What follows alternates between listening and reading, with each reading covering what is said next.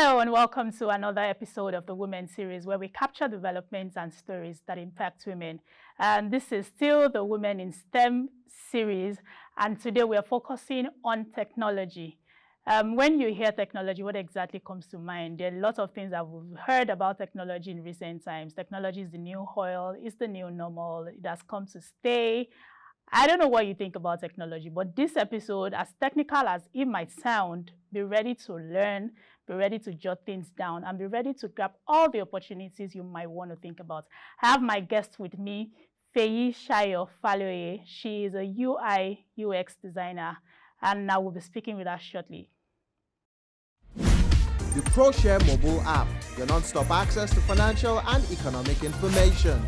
With the ProShare app, you can customize your preferred news and videos. You can also get access to latest financial and economic news. Watch videos related to business, economy, financial markets, and lots more. The ProShare app gives you in-depth market stats from the NSE, FMDQ, and NASD. That's not all. You also get real-time alerts. The ProShare mobile app. Information at your pace and in your space.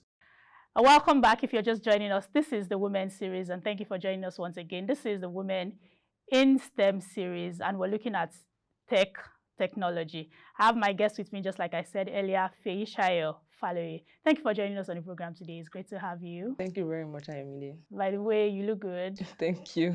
I was going to say that you look like a tech woman, really, because obviously there's a way you people look, and you don't look any different, except for the glasses, by the way. It's my bag. You can imagine. So I wasn't wrong either ways. But thank you for joining us today. Really, I appreciate your coming. And we're talking about technology. Now, we've heard about different things from the people in STEM, most especially women in STEM. We've heard different things about them. We've heard some people say that they are very much invisible. They are the hidden figures. They are some sorts. They've heard different things, basically. But as professional as the space is, we don't have enough women in the space. And statistics have shown that women comprise of just 29% of the STEM workforce and 52% of the college-educated workforce exactly. As of 2018, thereabouts, the tech space recorded just 25% of women in the workforce. Based on these records, there's been a depletion of numbers between the educated college-educated workforce and the workforce exactly. So in your opinion, what do you think the factors are influencing these numbers, and how can the gap be bridged? I mean, between the people that eventually practicing and the set of people that studied in school. Okay, so I'll start by saying that if you want to go into tech, you have to be bringing something to the table.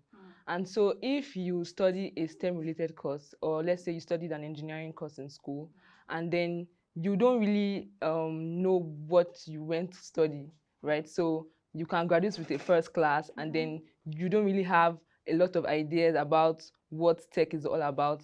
There's a very high possibility that you won't later work in the STEM workforce, right? So the way that gap can be bridged, so right now there are a lot of non-profit organizations and even profit organizations too that are really all about bringing women into tech.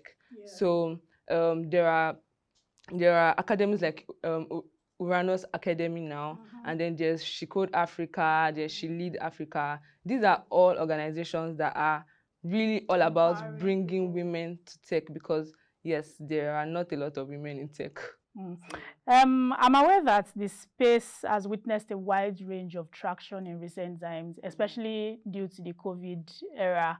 We had a number of people now saying, oh, there's something called tech, let me dive into this space. And there's been a number of people transitioning their career from whatever it is they were doing before to now enjoying or learning more about technology. Could you share about your own, at least let's have a feel of what your own story is in tech space? Okay. So I started, I knew about tech in, say, 2016.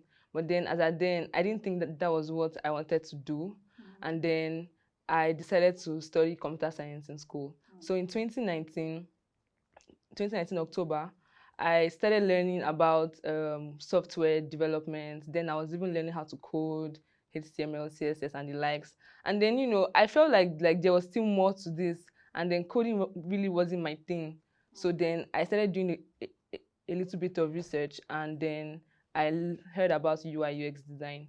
And so that was when I started taking courses, Let me cut you on there. Okay. What is UI UX design? Okay, so UI UX design is user interface and user experience design. Okay. So yes, and then I started taking courses, online courses. I was reading a lot, watching a lot of YouTube videos, and then fast forward to 2020, COVID came, and then I think out of all my friends, I was like the happiest that COVID, I mean, this is going to be a very long period of time. I need to take hold of everything I can take hold of.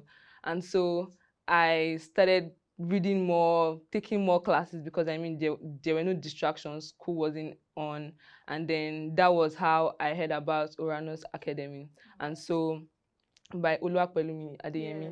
And so I registered, I got in, and then that was when I now realized like most of the things I had been learning before, I mean, it's not as if they were invalid, but then there was more light that was being shed on the information that I already knew before. And so immediately after the class was done, a 1-month class, immediately it was done, I got my first job. And just like that? Yes, I mean, it was almost immediately, like maybe say 1 week after. Why does it sound so magical? It just feels like it was just magic. Yeah, so it wasn't magic. There was a lot of hard work and a lot of underground hard work. For you to be able to get jobs, you have to work hard, and then you also have to position yourself properly. So this is where like social media comes in. How I positioned myself on Twitter. I was always on Twitter. I mean, UI UX designer. No matter how ugly the design I did was, I would post it. You would always put it out. So you were proud of your work. Yes, basically. I was. And then I was also like trying to talk to a lot of people that, okay, this is what I do. If you have jobs, freelance jobs, I mean, it doesn't have to be full-time. I'm ready to take it up. And then a few friends recommended me. Okay, so, but in your case now, you studied engineering in school, right? Yeah, I'm currently studying computer science. Okay, that is what you're studying. So it's very easy for you to transition and say that it is your, so basically it is your own field, it is your space. Not exactly. What do you mean by not exactly? Because in computer science, they don't exactly teach you like a lot of design, right? And then I feel like if you want to go into tech, it's outside of what you're studying. It's about your passion, what exactly you really want to do. Because I have a friend who studied accounting, and then she's currently a UI UX designer, right? And then there's some other people too that are studying computer science who don't even care about tech and whatever. So it doesn't really matter. Okay, so for someone like me now, that I've probably had like a little bit of tech as well. Not like I did, but I tried to dabble into it, but I didn't see it through. And now it feels like it's the new gold. It feels like it's the new oil. Basically, that's what it is. And then if it is well mined, you get a lot of income from it. So for someone like me that doesn't have any background in this space, how do I start? What do I do? I think the best way to start is to reach out to the people that you know who are in tech, and then you just tell them that, oh, you are thinking of going into this particular field. And then definitely the tech space is one of the best spaces or communities I've ever like been in, because everybody looks out for everyone. So if you want to get started in tech, there will definitely be somebody who can refer you to another person that can kickstart your career, basically. So, I mean, all you just have to do is ask and it shall be given. You can imagine. I'll just ask and it shall definitely be given unto me. Let's quickly go on a quick break, and when we're back, we'll continue. I still have my guest with me, Feyisayo, speaking on the technology space. Thank you. Uranus Academy presents the Uranus Design Class 4.0. Here are a few testimonials from previous design classes.